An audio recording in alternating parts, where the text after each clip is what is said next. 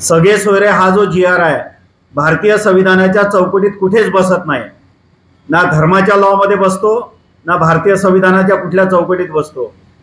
त्यामुळे सगळे सोयरे GR हा भारतीय संविधानाच्या विरोधी आहे आणि राज्य सरकारने तो बिलकुल स्वीकारू नये अशा पद्धतीची भूमिका ओबीसी जनमोर्चा आणि राष्ट्रीय तेली समाज महासंघाची आहे।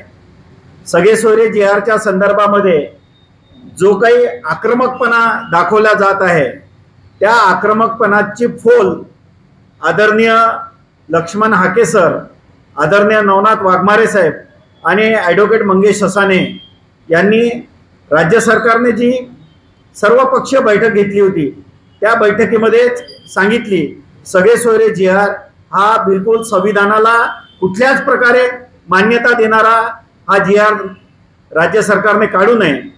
मुळातच हा सगळे सोयरा जो प्रकार आहे याच्या मागचा जो मेंदू आहे हा वेगळा आहे। विदर्भामध्ये जे काही कुणबी समाज बांधव आहेत ते ओबीसी आहेत आणि मराठवाड्यामध्ये मराठा बांधव आहेत।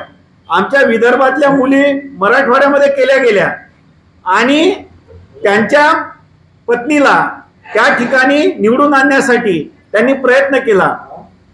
त्यामुळे हा सगळे सोयऱ्याच्या पुढची स्टेप त्यांची आहे सखा सोयरा, म्हणजे त्याच्या नवऱ्याला सुद्धा ओबीसीचं प्रमाणपत्र मिळालं पाहिजे या पद्धतीचा यांची भूमिका आहे।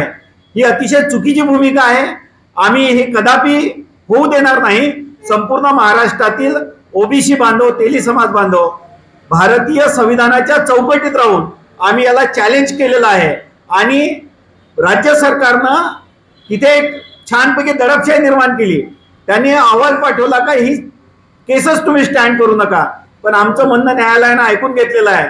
न्यायालय मराठ्यांना न्याय देईल आणि ओबीसीला न्याय देईल आणि भारतीय संविधानाच्या चौकटीत आम्हा सगळ्यांना हा न्याय मिळेल या पद्धतीची सगळे सोयऱ्याची आमची भूमिका आहे। सोबतच एक गोष्ट ॲडव्होकेट पिसे सर सांगायचे उरले, संपूर्ण भारतामध्ये तेली साहू समाजाचे 7 खासदार निवडून आलेले आहेत। त्यामध्ये सन्माननीय पंतप्रधान मोदी साहेब सुद्धा आहेत।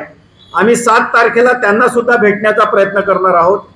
जातीय जनगणनेचा मुद्दा आमचा जो होता 40 वर्षापासूनचा, विरोधी पक्ष नेते राहुल गांधी साहेबांनी हा पूर्ण देशभर पसरवला। आम्ही त्यांना सुद्धा भेटणार आहोत अशी सुद्धा आमची भूमिका आहे आणि खडगे साहेबांना सुद्धा आम्ही भेटणार आहोत।